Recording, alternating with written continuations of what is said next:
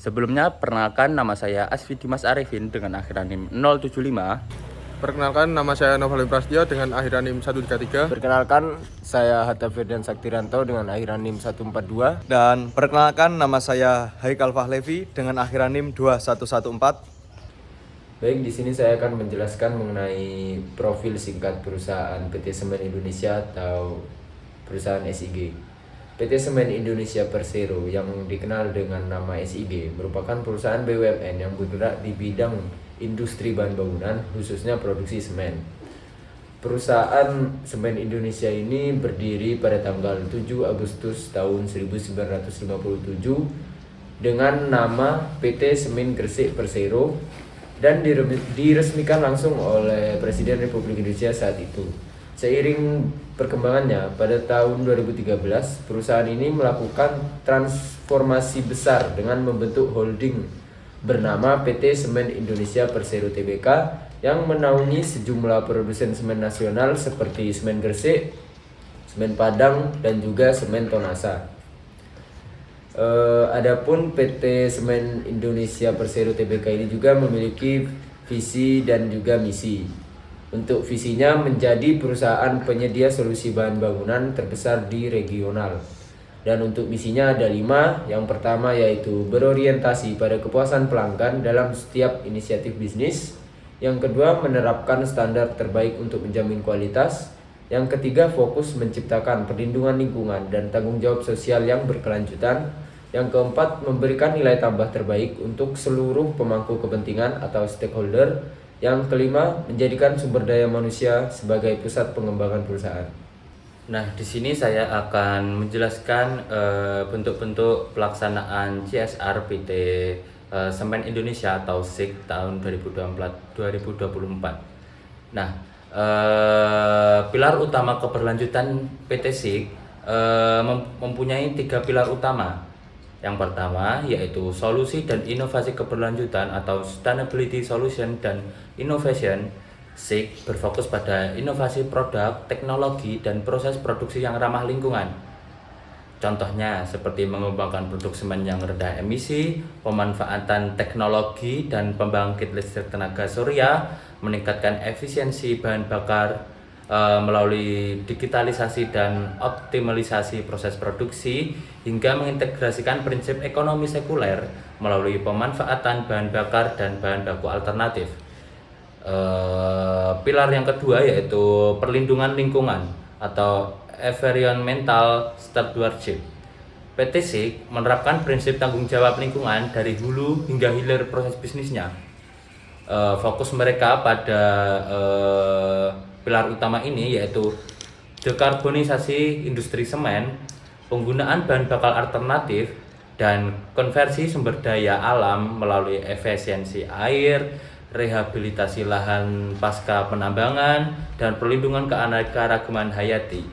Yang ketiga yaitu menciptakan nilai bagi karyawan dan komunitas.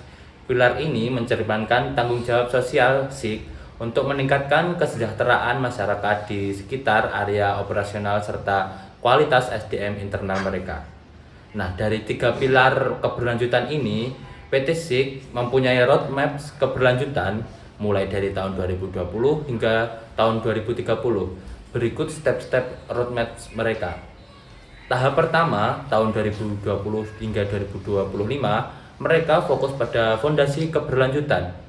Fokus pada pembentukan struktur tata kelola keberlanjutan, integrasi ESG dalam strategi bisnis mereka, serta membangun baseline pengukuran kinerja dan lingkungan sosial.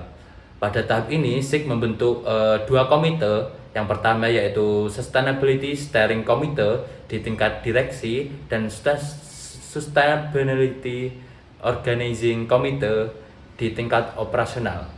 Nah, dari tahap 1 2020 hingga 2025 akan dilanjutkan pada tahap kedua yaitu tahun 2026 hingga 2030. Mereka fokus pada akselerasi keberlanjutan. PT SIG fokus pada peningkatan proporsi energi keberlanjutan, optimalisasi ekonomi sekuler, serta peningkatan target dekarbonasi. Target utama mereka hingga 2030 antara lain yaitu pengurangan intensitas emisi karbon, lebih dari 24% dari baseline tahun 2010. Yang kedua yaitu meningkatkan porsi energi terbarukan hingga 15% dari total kebutuhan energi, hingga pengurangan penggunaan bakar fosil hingga 934.000 ton bahan bakar alternatif per tahun, dan penerapan zero fatality di seluruh operasional dan rantai pasok mereka. Baik, yang selanjutnya di sini saya akan menjelaskan mengenai implementasi roadmap CSR SIG pada tahun 2024. Selama tahun 2024, SIG telah menjalankan sejumlah inisiatif konkret sebagai implementasi langsung dari Sustainability Roadmap 2030. Berikut rincian utamanya. Yang pertama yaitu ada dekarbonisasi dan efisiensi energi.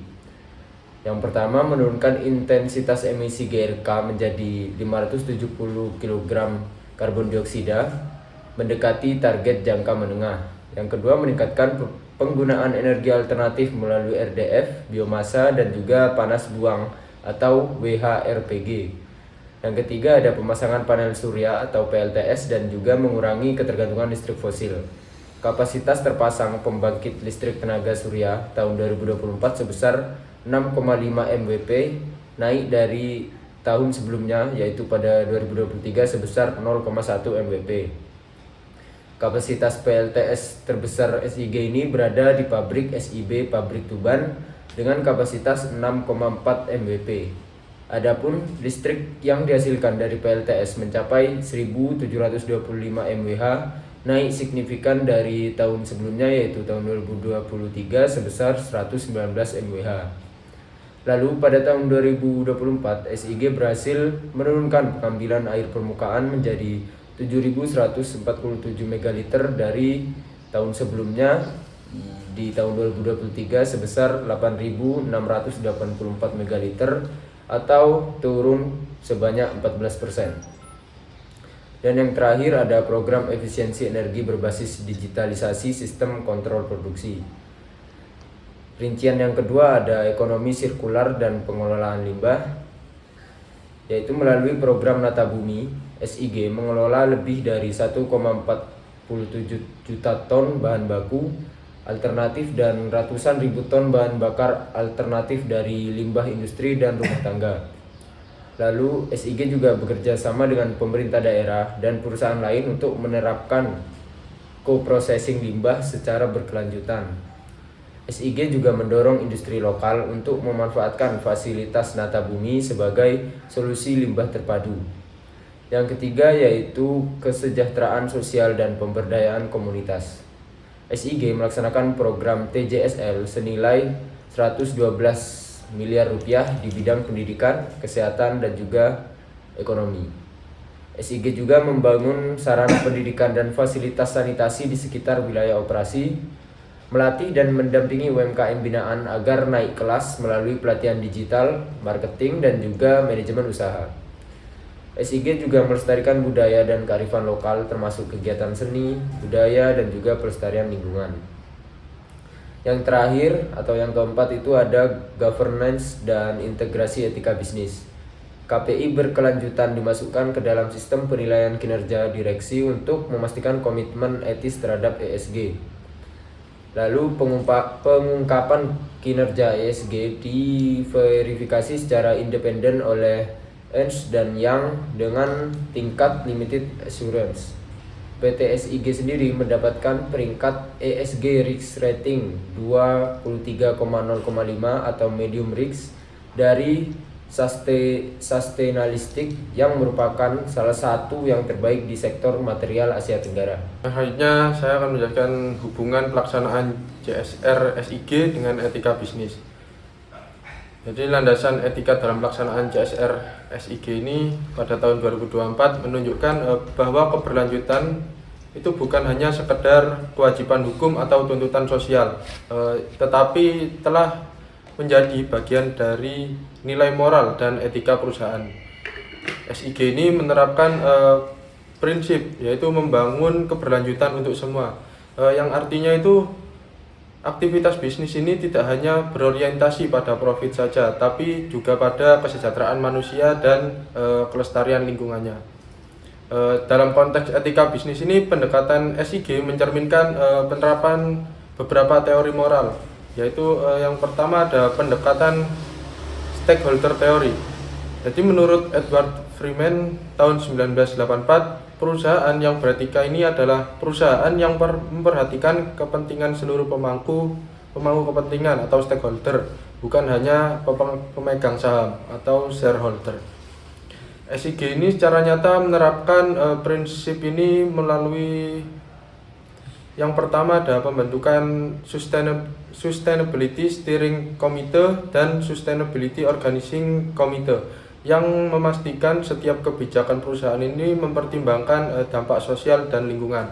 Yang kedua, pemberdayaan masyarakat melalui program TJSL senilai 112 miliar yang melibatkan masyarakat sekitar pabrik, UMKM, serta institusi pendidikan dan kesehatan. Yang ketiga, keterbukaan informasi ESG kepada investor dan publik melalui laporan keberlanjutan yang diaudit oleh pihak independen. Yang keempat, kepedulian terhadap pekerja dan kontraktor. Meskipun masih terdapat tantangan seperti kecelakaan kerja yang menjadi catatan perbaikan etis di masa depan. Praktik ini itu menunjukkan bahwa SIG ini mengakui tanggung jawab moralnya terhadap berbagai pihak. Dengan demikian, CSR SIG ini dapat dinilai sejalan dengan prinsip stakeholder theory karena mengutamakan keseimbangan kepentingan antara profit, people, dan planet. Yang kedua, ada pendekatan deontologi atau etika kewajiban. Jadi etika deontologi ini menilai tindakan sebagai benar, bukan berdasarkan hasil akhirnya, tetapi berdasarkan kewajiban moral dan kepatuhan terhadap aturan. PT SIG ini menerapkan prinsip ini itu dalam berbagai bentuk. Yang pertama itu kepatuhan terhadap regulasi nasional dan internasional, seperti standar proper Kementerian Lingkungan Hidup, ISO 45001 untuk K3, dan pengakuan Science Based Target Initiative untuk target pengukuran emisi karbon. Yang kedua, integrasi KPI keberlanjutan dalam menilai kinerja direksi untuk menunjukkan bahwa aspek moral dan tanggung jawab sosial menjadi bagian dari sistem pengambilan keputusan manajemen, bukan hanya sekedar formalitas saja. Yang ketiga ini pelaporan keberlanjutan yang diverifikasi secara independen, menandakan komitmen perusahaan terhadap transparansi dan akuntabilitas publik. Jadi dari sudut pandang deontologis itu, SIG ini telah berupaya melaksanakan kewajiban moralnya sebagai korporasi yang berarti beroperasi sesuai norma hukum, prinsip keadilan, dan tanggung jawab sosial. Meskipun demikian, masih ada ruang untuk perbaikan moral, terutama dalam memperkuat perlindungan keselamatan kontraktor dan meningkatkan transparansi evaluasi dampak program CSR. Yang ketiga adalah pendekatan utilitarianisme atau etika manfaat terbesar. Etika utilitarian berfokus pada prinsip the greatest good for the greatest number, bahwa tindakan etis adalah yang menghasilkan manfaat terbesar bagi banyak pihak. Dalam konteks SIG, yang pertama itu adalah program CSR. Perusahaan telah memberi manfaat langsung bagi 9,8 juta penerima manfaat, meliputi masyarakat sekitar pabrik, pelaku UMKM, pelajar, dan kelompok rentan. Yang kedua, upaya penurunan emisi GRK sebesar 570 kg CO2 per ton semen memberikan dampak luas bagi lingkungan dan masyarakat global. Dan yang ketiga, inovasi produk ramah lingkungan dan efisiensi energi memberi manfaat ganda, menjaga daya saing perusahaan sekaligus mengurangi beban ekologis. Pendekatan ini menunjukkan bahwa SIG berorientasi pada manfaat jangka panjang yang melampaui kepentingan ekonomi sesaat. Namun dari sisi etika utilitarian, efektivitasnya perlu terus dievaluasi. Apakah manfaat yang dihasilkan benar-benar berimbang dengan dampak sosial atau lingkungan yang timbul dari aktivitas produksi semen yang bersifat resource intensif? Dan yang keempat, pendekatan virtue ethics atau etika kebajikan. SIG juga menunjukkan nilai-nilai kebajikan dalam budaya perusahaannya. Misalnya, Yang pertama adalah menanamkan nilai integritas, tanggung jawab, dan keberlanjutan dalam setiap level organisasi.